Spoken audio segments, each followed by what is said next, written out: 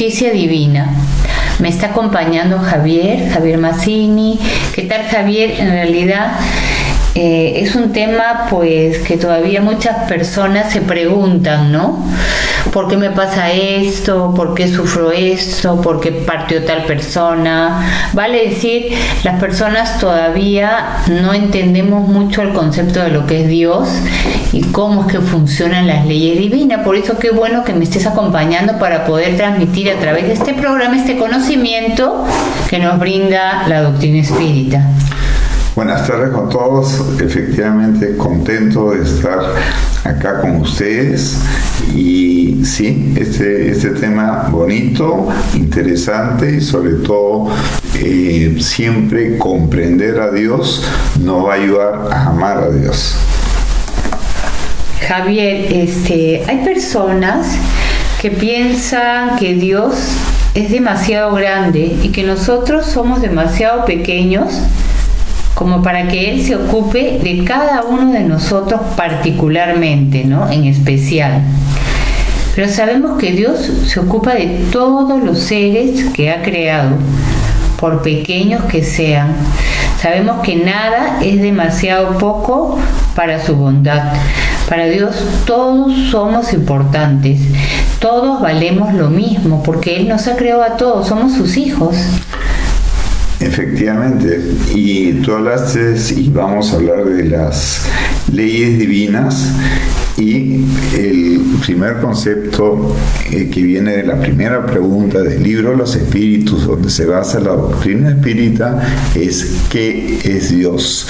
Entonces, y la respuesta es la inteligencia suprema, causa de todas las cosas. Causa primera de todas las cosas. Sí, exacto. Entonces, Dios no es nada que ver con un ser humano o espiritual. Dios no es espíritu, Dios es algo más que nuestra...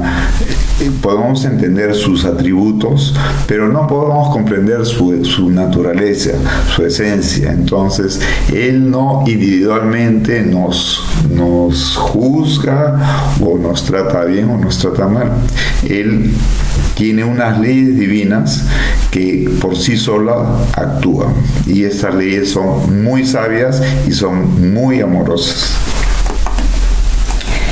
En la pregunta 964 del libro de los espíritus, Allan Kardec interroga a los espíritus superiores con la siguiente pregunta: ¿tiene Dios necesidad de ocuparse de cada uno de nuestros actos para recompensarnos o castigarnos?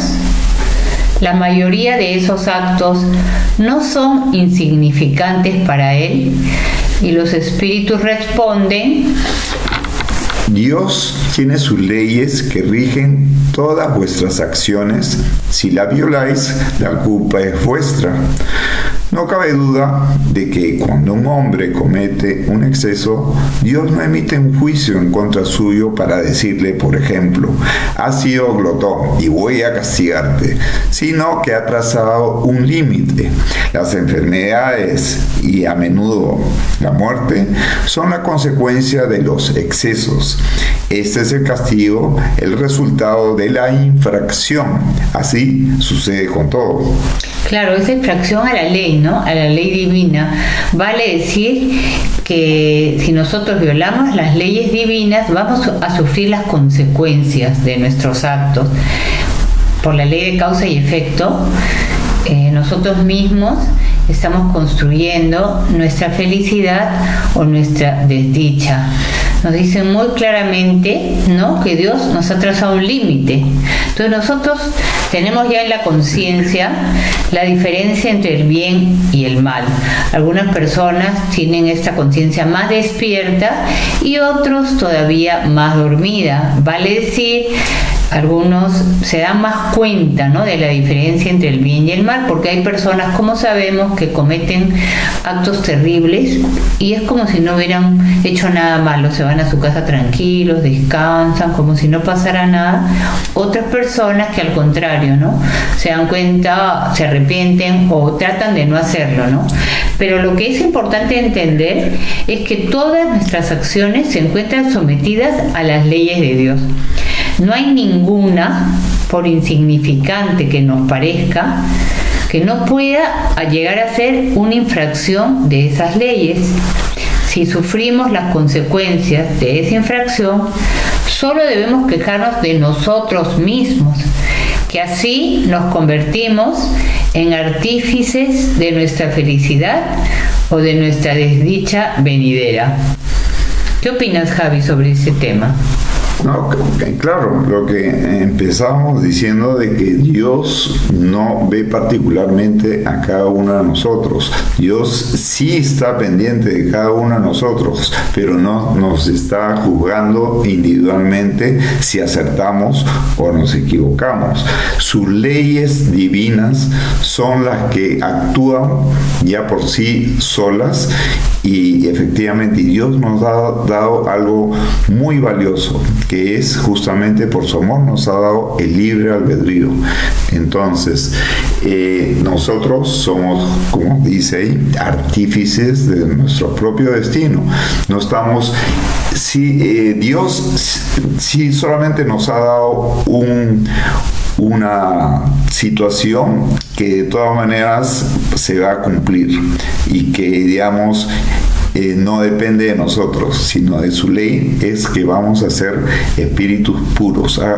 Ha trazado una ley de evolución de que todos, absolutamente todos, aún veamos a las personas más malas que pensemos, va a llegar esa persona a ser un espíritu puro, un espíritu de amor, un espíritu de luz. Claro, y de cada uno llegará de acuerdo al esfuerzo, ¿no es cierto? Sin embargo, también es importante recalcar que las leyes divinas están inscritas en la conciencia de cada uno de nosotros, están ahí, son leyes de la naturaleza, ¿no? Entonces, si seguimos el camino, por ejemplo, correcto, el camino que nos trazó el Maestro Jesús al venir a la tierra, porque Él es nuestro modelo, Él es nuestro guía y Él es el que nos vino a decir sígueme, ¿no? Porque así encontrarás la felicidad, la paz, y yo creo que es lo que todos buscamos. Entonces, no podemos o no debemos, mejor dicho, humanizar a Dios, que dices, haces esto mal, te castigo. No, tú mismo vas a recibir las consecuencias de tus actos. Eso es importante que lo tengamos claro. Y también hay otra situación que es muy justa.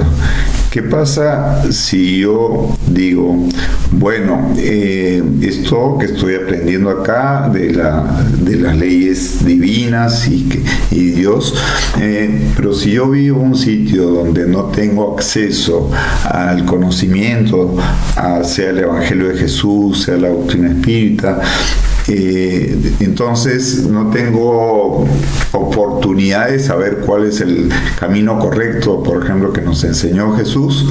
Y lo que acabas de mencionar, de que está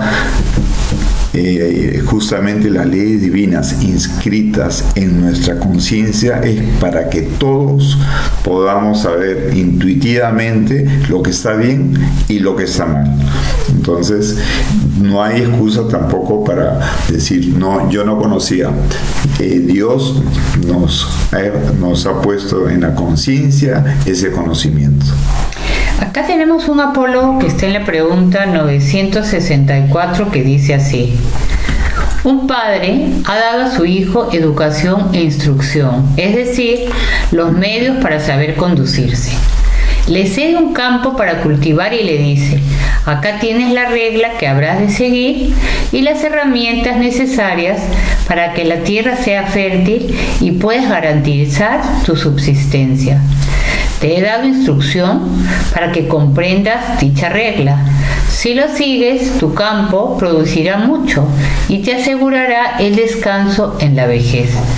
De lo contrario, no te rendirá nada y te morirás de hambre. Dicho eso, lo dejó en libertad de acción. Entendemos por esto que Dios nos da las herramientas, ¿no? Vale decir, nos ofrece el camino a seguir. Nosotros tomamos las decisiones por cuál queremos transitar. Las decisiones las tomamos nosotros. En este ejemplo es como que fuera nuestro padre que nos dice, mira, tienes que sembrar la tierra, abonarla, regarla, sacarle la mala hierba, cuidarla, y así te va a producir, vas a poder cosechar. Si no, si la descuidas, no va a producir nada, vas a perder lo que tienes. Entonces Dios nos da las oportunidades para que nosotros podamos salir adelante. No importa la situación en que nazcamos, ¿no? Ya sea en un hogar de escasos recursos, en un hogar disfuncional, en un hogar con comodidades, no, porque cada situación en la que nacemos es la que nos toca vivir por la reencarnación, por esa ley que nos enseña que en cada vida tenemos que vivir las situaciones que necesitamos para mejorar, para progresar. Entonces, si a ti te toca nacer pobre en una situación difícil, es porque esa experiencia tienes que vivir. Sin embargo, porque nazcas pobre, no tienes por qué robar o volverte delincuente o amargado. No, tienes que decir qué me tiene que enseñar esta experiencia y buscar la forma de salir adelante. Sí, y es importante, si bien ya lo hemos mencionado en otras oportunidades, explicar un poquito la ley de causa y efecto, o también lo que en la física se llama ley de acción y reacción. Por ejemplo, en la física yo tiro una pelota contra una pared, una pelota de goma, y la pelota rebota hacia nosotros. Y la ley de causa y efecto es similar, pero en el plano espiritual, moral. Todo lo que yo haga de bien me va a retornar en bien, y todo lo que yo hago de mal me va a retornar en mal. Entonces, nosotros somos artífices de nuestro propio destino, y lo que estamos viviendo ahora no podemos echarle la culpa a Dios, sino a nuestros actos equivocados de esta vida, o si no encontramos un acto equivocado en esta vida, de vidas anteriores, y que tenemos que saldar. Claro, porque una persona se puede preguntar en este momento, ¿qué de malo ha hecho este niño, ¿no? Para que le toque nacer con esos padres, ¿no? Que viven peleando, que no lo cuidan como él necesitaría, o en esa situación de suma pobreza. Si no ha hecho nada en esta vida, ¿por qué le ha tocado? Entonces nos explica la reencarnación, ¿no? Que ya viene de vidas pasadas, esta situación que hoy le toca vivir. Tal vez fue un mal rico o era muy egoísta, entonces hoy le toca vivir la pobreza para que despierte su corazón se abra, ¿no? Sienta lo que es no tener, y eso lo ayude a madurar.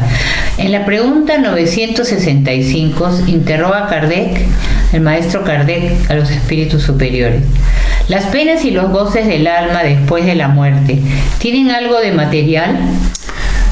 Y la respuesta que dan es: no pueden ser materiales, puesto que el alma no es materia. Lo dice el buen sentido.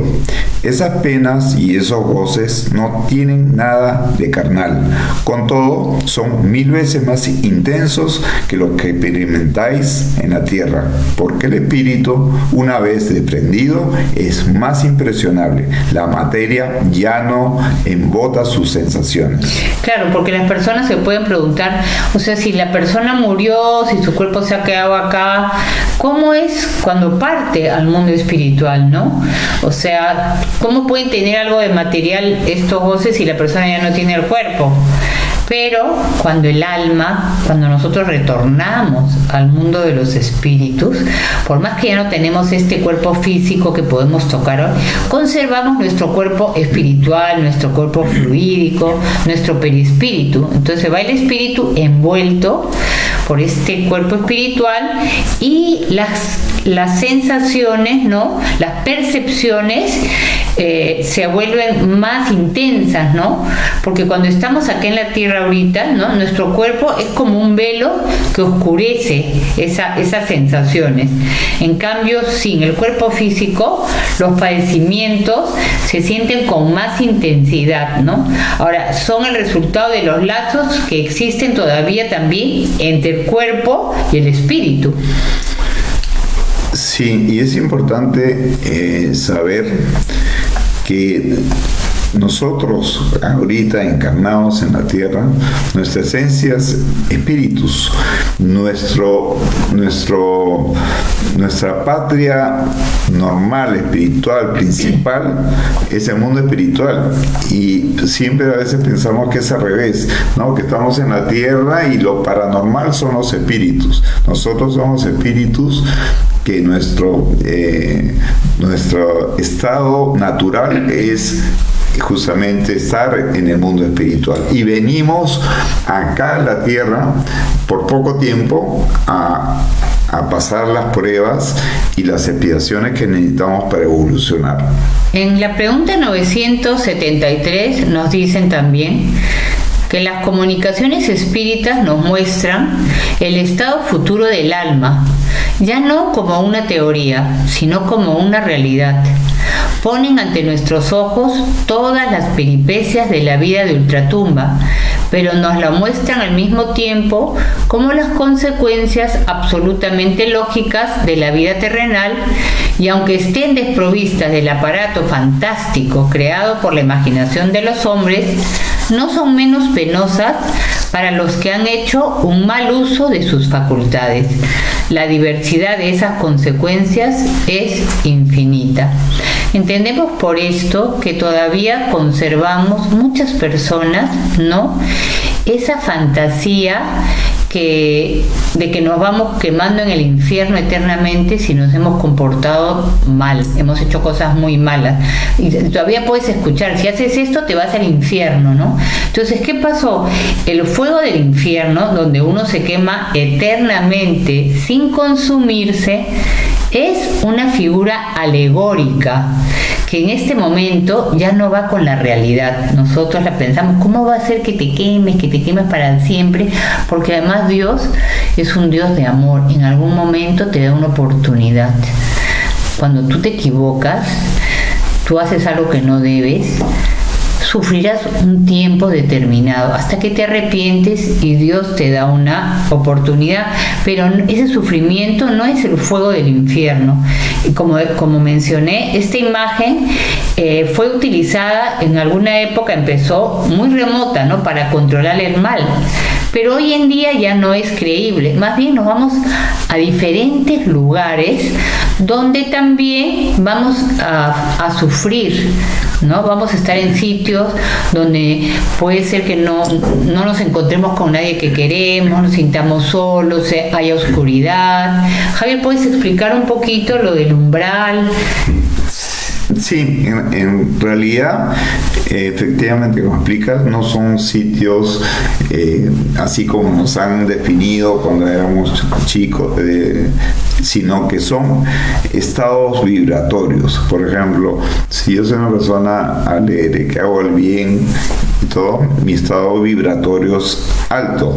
Los lugares de estado vibratorio alto son bonitos, son felices, estamos con espíritus afines a nosotros, de repente nuestros familiares, y estamos y si nosotros estamos en la tierra, digamos, amargados, echándole a Dios la culpa, o siendo malas personas, haciendo daño a las personas, nuestro estado vibratorio va a ser bajo. Y el estado vibratorio bajo está justamente relacionado con lugares de de sufrimiento, que son no son bonitos, son feos, que hay poca luz, ¿no? Porque la vibración es la que da la luz. Y en la pregunta 973 nos dicen también, podemos decir en general que cada uno es castigado por donde pecó. Así, algunos lo son por la vista incesante del mal que hicieron, otros por los pesares, el temor, la vergüenza, la duda, el aislamiento, las tinieblas, la separación de los seres queridos, etc. Entendemos por esto, Javier, que por ejemplo el criminal que vaya y asesina a alguien, cuando esa persona le toque partir al mundo espiritual, va a tener la vista, va a ver a esa persona a la que mató, que seguro se le va a acercar y va a empezar a sentir como pues un arrepentimiento, un remordimiento o una sensación fea porque tiene la vista de esa persona a la que mató, ¿no?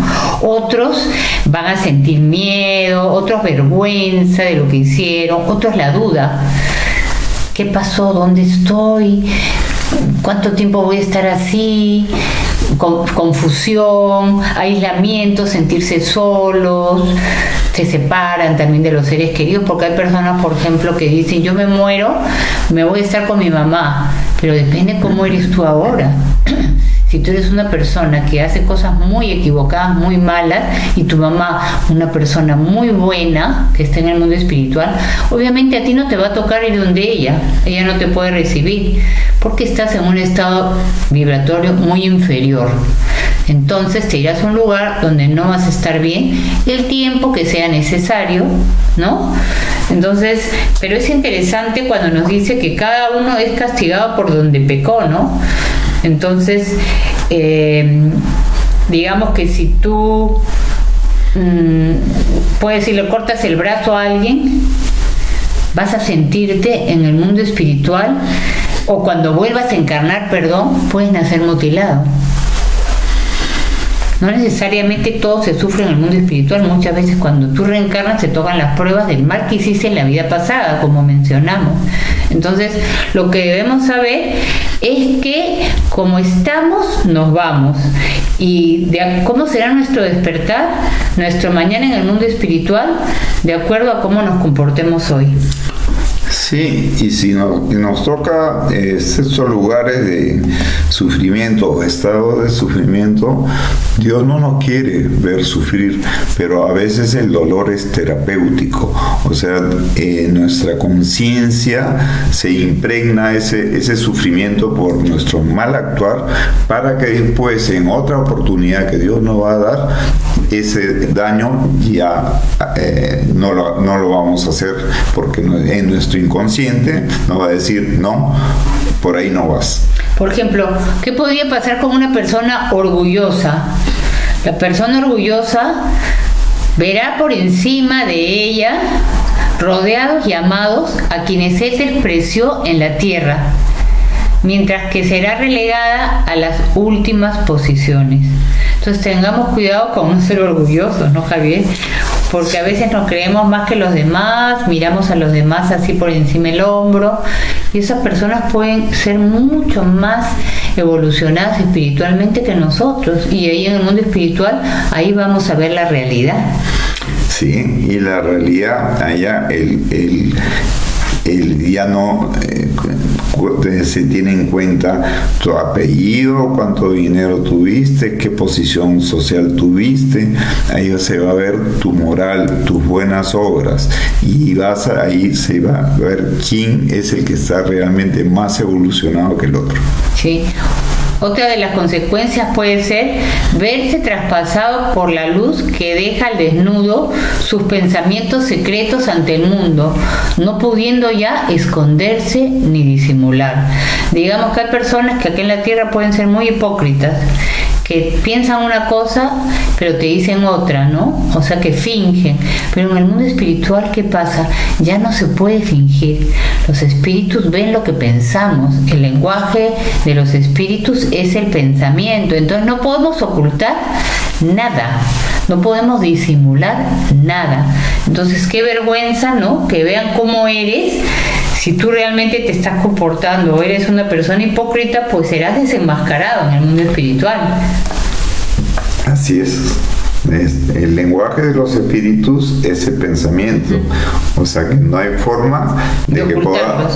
no. Otro también para el sensualista, la persona muy sensual, que parte al mundo espiritual así, puede tener el deseo de todos los goces y no podrá satisfacerlos. Y para ellos eso es una tortura, porque imagínense, tener tentaciones y deseos y no poder satisfacerlos. Por eso tengamos cuidado con los excesos, ¿no? Porque a veces abusamos de todo, ya sea de la parte sexual, ya sea de la parte, por ejemplo, del licor, del fumar, del juego, entonces hasta de la comida, ¿no? Y se llama la gula. Entonces debemos de tener cuidado, porque cuando llegamos al mundo espiritual, pues si somos muy sensualistas, por ejemplo, el vicioso que puede tener el deseo de satisfacer sus vicios, ya no lo puede lograr, porque ya quiere tomar licor y no puede, porque no está ahí la botella. Sin embargo, bueno, se apega a un ser que acá en la tierra tome mucho para inhalar esos fluidos etílicos, ¿no? Entonces hay que tener cuidado para no partir con vicios, ¿no, Javier?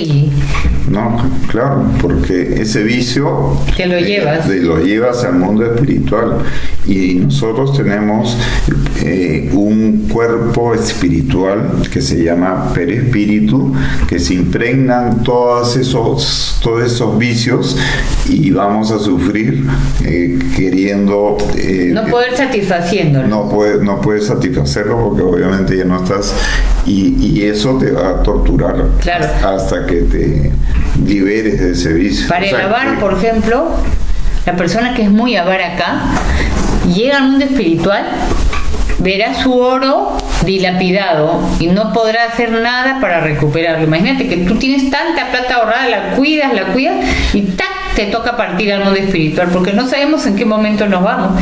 Y del mundo espiritual te permitan ver cómo acá en la tierra está siendo utilizado tu dinero. Despilfarrado. Entonces sufre mucho el avaro. Por eso no apegarnos tampoco a las cosas materiales, al dinero. Hay que tener mucho cuidado en estar vigilantes, porque la persona egoísta, esa persona que es muy egoísta, dicen los espíritus que pueden verse dejado de lado por todos y soportar el sufrimiento que los demás sufrieron por culpa de él. Tendrá sed y nadie le dará de beber. Tendrá hambre y nadie le dará de comer. Ninguna mano amiga estrechará la suya. Nadie le brindará consuelo. ¿Por qué? Porque si tú solo piensas en ti mismo durante tu vida aquí en la tierra, por ese motivo nadie pensará en ti ni te extrañará cuando estés en el mundo espiritual, cuando te toque retornar al mundo espiritual. Ahí te sentirás eso como estar solo, sentirte aislado, sin que nadie se te acerque, nadie te ayude, no tener una mano amiga. Debe ser duro, ¿no? Sí, aprendiendo con dolor. Aunque la diversidad de las penas sea infinita, hay algunas que son inherentes a la inferioridad de los espíritus y cuyas consecuencias, salvo ciertos detalles, conservan alguna similitud, sobre todo para quienes se apegan a la vida material en detrimento del progreso espiritual. La pena más inmediata consiste en la lentitud con que el alma se separa del cuerpo, en la angustia que acompaña a la muerte y al despertar en la otra vida, y en el tiempo que dura la turbación, que puede prolongarse durante meses e incluso años. Entonces, Javier, muy claramente nos están diciendo que para los que nos apegamos mucho a las cosas materiales, porque no está malo, o sea, no está mal que tú pues tengas una vida cómoda, que quieras tener lo básico, lo que necesitas, darte tus gustos, pero que tu vida solo se concentre en eso y que no le des mucha importancia o ninguna importancia a la parte espiritual. Hay mucha diferencia, ¿no es cierto? ¿Qué pasa con estas personas? La estrechez que hay entre el espíritu y el cuerpo físico es muy fuerte. es muy fuerte, muy consistente, entonces le cuesta separarse del cuerpo físico al alma en el momento de la muerte. Entonces, en cambio, en la persona que ya está más espiritualizada, esa unión es más débil, es más fácil el desprendimiento, ¿no es cierto? ¿Y qué pasa? Se quedan turbadas en el mundo espiritual porque no comprenden qué pasó, y esa turbación, dependiendo de cómo haya sido, cómo eres, puede prolongarse durante meses e incluso años. Sí, y vemos cómo este conocimiento de que somos espíritus y que debemos cultivar el espíritu que nos enseña la doctrina espírita, no solamente nos sirve cuando lleguemos al mundo espiritual, sino en este proceso que tú has descrito, que es la transición del estado físico al estado espiritual, también es mucho más fácil, mucho más rápido.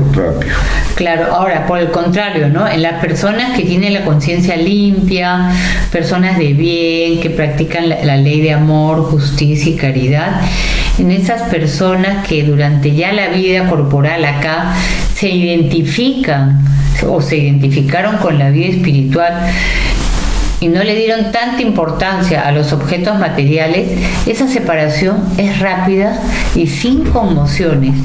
El despertar es apacible y la turbación es casi nula. Entonces, qué bonito que nosotros nos portemos bien, hagamos cosas buenas, para que ese despertar en el mundo espiritual sea más placentero, sea tranquilo, irnos sin temor, sin miedo, porque si acá hacemos cosas malas, pues obviamente que nos vamos a ir con temores, ¿no? Entonces vamos a hacer una breve pausa y volvemos pronto con este tema tan interesante, tan ilustrativo, que es la justicia divina. Continuamos con este tema tan interesante, la justicia divina. Entonces, como mencioné, depende de nosotros cómo va a ser nuestro despertar en el mundo espiritual. Cada uno lo vivirá de forma diferente, porque todas las muertes son diferentes, ¿no? Un fenómeno, como dije, muy frecuente entre los espíritus de cierta inferioridad moral, consiste en la creencia de que aún están vivos. Esa ilusión puede prolongarse por años, durante los cuales habrán de experimentar todas las necesidades, todos los tormentos y todas las perplejidades inherentes a la vida corporal. Entonces los espíritus se creen que están todavía vivos, porque como la muerte no existe, como seguimos respirando, seguimos sintiendo lo mismo que sentimos ahora, seguimos mirando, todo tal cual estamos ahora, no comprendemos qué pasa. Si tú piensas que todo termina con el mundo espiritual, con la muerte, cuando llegas al mundo espiritual, pues te sorprendes, porque la vida continúa. Y sigues como estás acá, igual, tal cual, y nadie cambia porque muere, ni ahora descansa en paz, no, todo depende de cómo te comportes. Entonces, ese fenómeno en que te crees que todavía estás vivo, debe ser muy difícil para las personas que están en el mundo espiritual, porque se confunden mucho, sufrirán mucho, ¿no, Javier? Sí, porque te miras, te tocas y como tienes el concepto que no existe nada después de la muerte, entonces concluyes, no, si puedo verme, tocarme, moverme, es que estoy vivo, pero no comprendo porque la gente no me escucha, no comprendo porque no puedo hacer las cosas que hacía usualmente. Hay espíritus incluso que van a su funeral o a su velorio y dice, ¿por qué no me ven? ¿Qué pasa?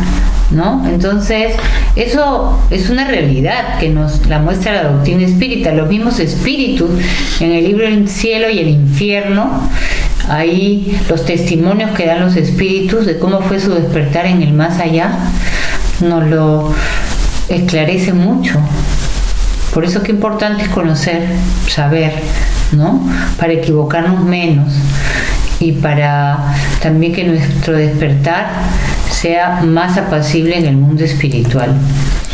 En la pregunta 971, interroga el maestro Kardec a los espíritus superiores. La influencia que los espíritus ejercen recíprocamente es siempre buena, y ellos, los espíritus superiores, responden: siempre es buena por parte de los espíritus buenos, no hace falta decirlo.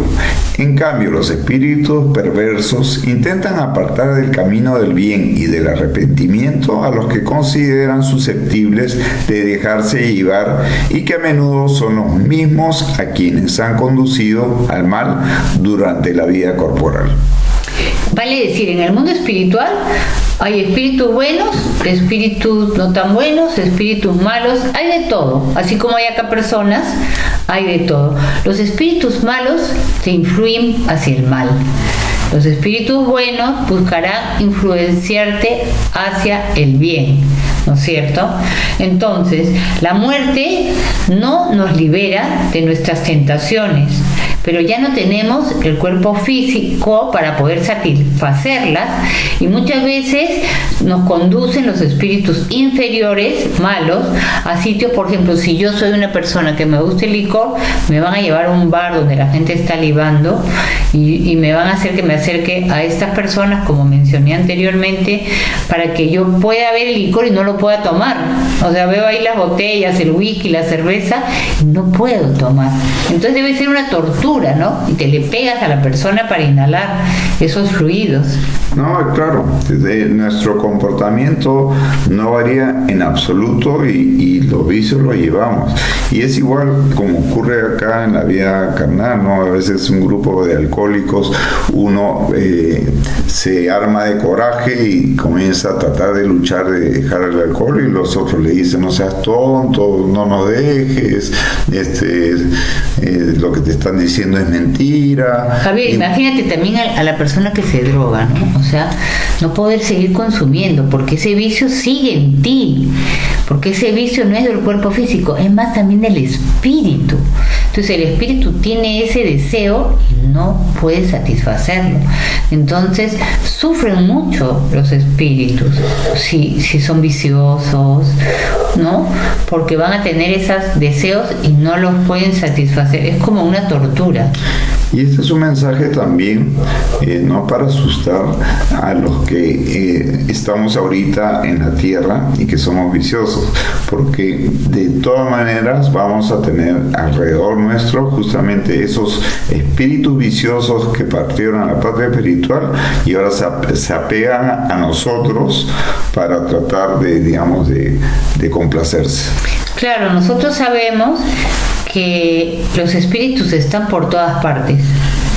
En este momento hay, siempre han habido y siempre habrá.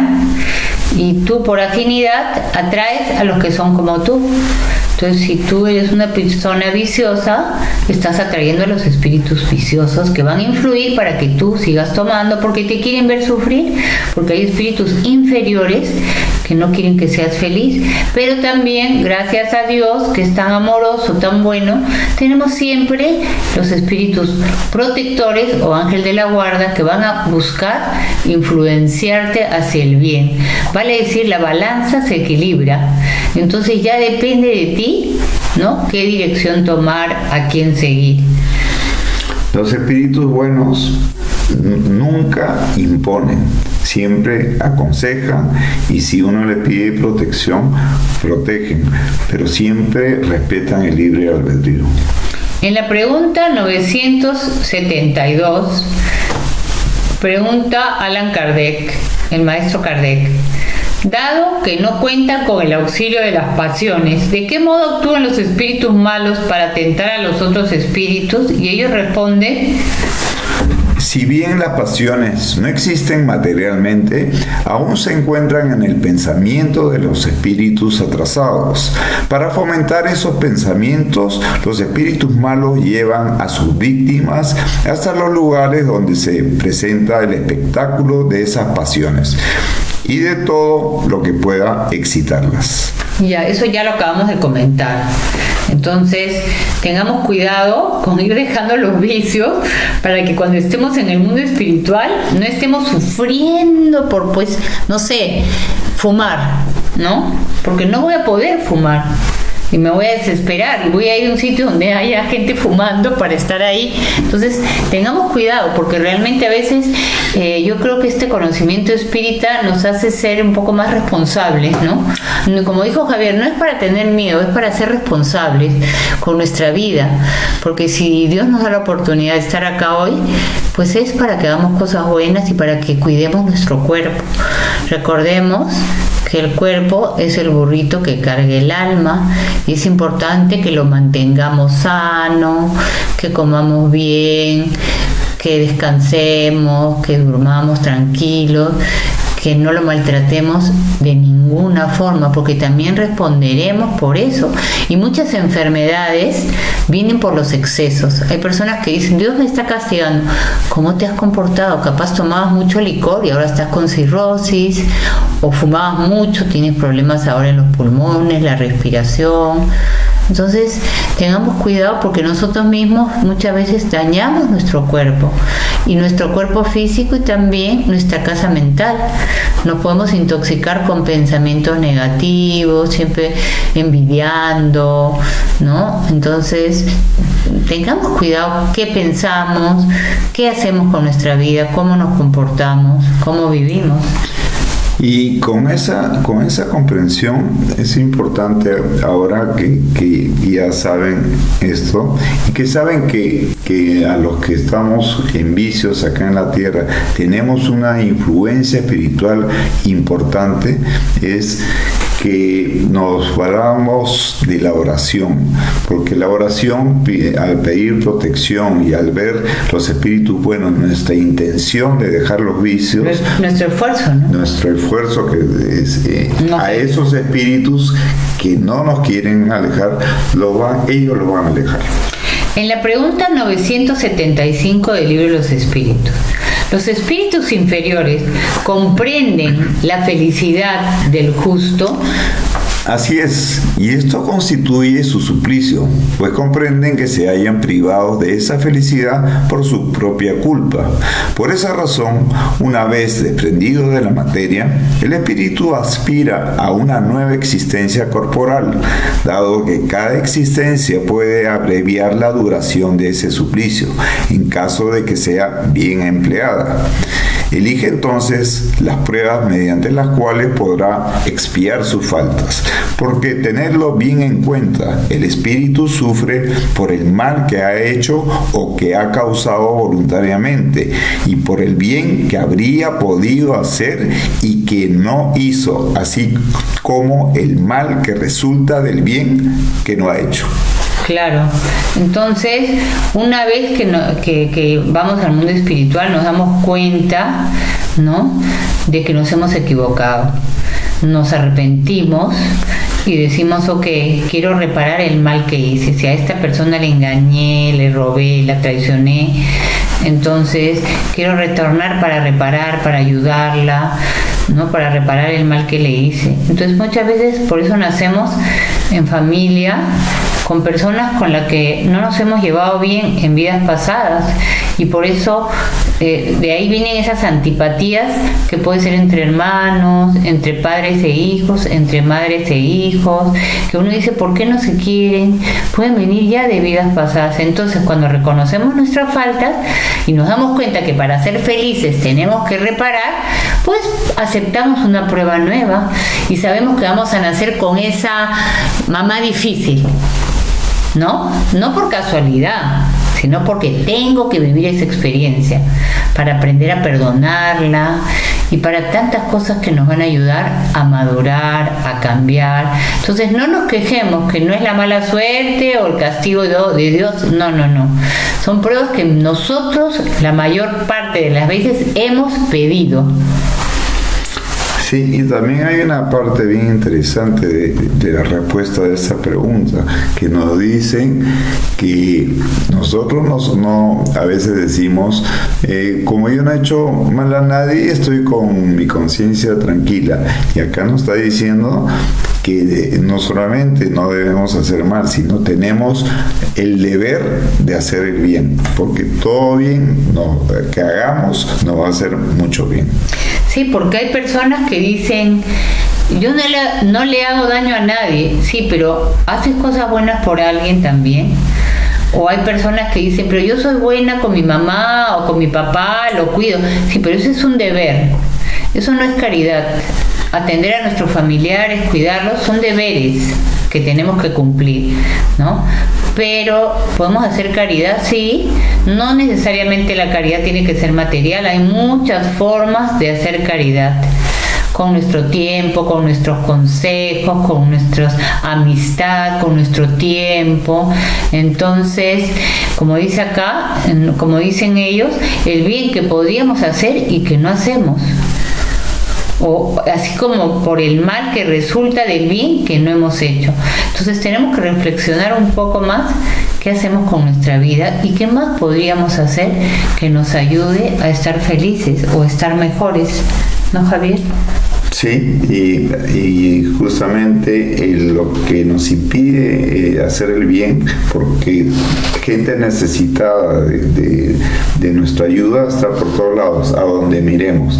Y lo que pasa es que somos a veces muy egoístas y no queremos dedicar un poco de nuestro tiempo a ayudar. Sí, como dice acá, el espíritu errante ya no tiene el velo sobre los ojos. Se encuentra como si hubiera salido de la niebla y ve lo que lo aleja de la felicidad. En ese caso sufre más porque comprende cuán culpable ha sido.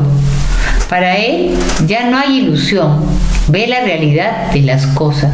Por ejemplo, hay personas que acá se creen, como dijimos antes, que son personas muy importantes porque tienen altos cargos, títulos, y viven como en una ilusión, ¿no? Pero cuando llegan al mundo espiritual ven por encima de ellos y muy por encima muchas veces a gente que despreciaron en la tierra por ser pobre, por no tener títulos o no ser inteligente, y esa persona puede ser mucho mejor que tú y la vas a ver en mucho mejor situación que tú. Entonces tengamos cuidado con el orgullo, con el egoísmo, porque siempre nos enseña el Maestro Jesús trabajar la humildad, ¿no? Siempre, y eso realmente yo creo que a todos nos falta, ¿no, Javier? Nos cuesta todavía. Y nos cuesta, y es súper importante empezar ya. Nosotros no sabemos, uno cree que me voy a morir a partir de los 80 años, y no, nadie sabe en qué momento partimos. Podemos partir de niños, de jóvenes, de adultos, y después cuando llegamos a la patria espiritual, en el libro que tú mencionaste, El cielo y el infierno, la mayoría de los espíritus se arrepienten de no haber aprovechado su tiempo en la tierra de hacer el bien. En la pregunta 977 dice así: dado que los espíritus no pueden ocultarse recíprocamente sus pensamientos y que conocen todos los actos de la vida, ¿se sigue de ahí que el culpable se halla perpetuamente en presencia de su víctima? Y la respuesta es: para el criminal, la presencia incesante de sus víctimas y de las circunstancias del crimen constituye un suplicio cruel. Ahora, sabemos que no puede ser de otro modo, ¿no?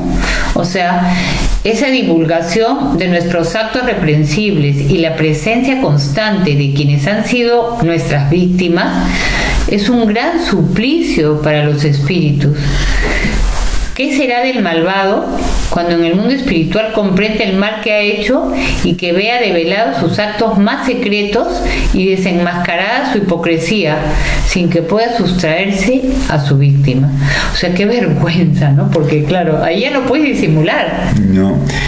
Y todavía, como la tierra todavía somos espíritus todavía no muy adelantados, digámoslo, si fuéramos adelantados nosotros perdonaríamos y no acosaríamos a esa persona que nos hizo daño, pero como no somos tan adelantados nos da la gana de vengarnos. Y muchas veces te quedas con el rencor, con la rabia de lo que te han hecho. Por eso tengamos mucho cuidado con trabajar el perdón, ¿no? El perdón que enseñó Jesús, tan importante. Es muy importante, porque qué feo partir al mundo espiritual con rencores, resentimientos. Sabemos que además que nada es casualidad. Si te ha tocado morir de una forma fea por una traición a alguien que te mata, tienes que decir, por algo he muerto así, no es la casualidad. Capaz yo lo hice en una vida pasada y ahora lo estoy recibiendo. Pero siempre lo más importante es perdonar, porque el que perdona se libera, ¿no? Se libera de esas cadenas tan negativas que nos une a esa persona, que son el odio, el deseo de venganza. Entonces yo creo que todos queremos estar bien en el mundo espiritual, ¿no? Ahora, nos dice en el libro también El cielo y el infierno, o la justicia divina según el espiritismo, en la primera parte, en el capítulo 7, lo siguiente: la situación del espíritu a partir de que ingresa a la vida espiritual es la que él mismo preparó para sí durante la vida corporal. Más tarde se le concederá otra encarnación para que expíe y repare mediante nuevas pruebas. Con todo, el mayor o menor beneficio que extraiga de esa encarnación dependerá de su libre albedrío. Si no supo aprovecharla, tendrá que recomenzar otra vez, y cada vez en condiciones más penosas. Así pues, podemos decir que quien sufre mucho en la tierra tenía mucho que expiar.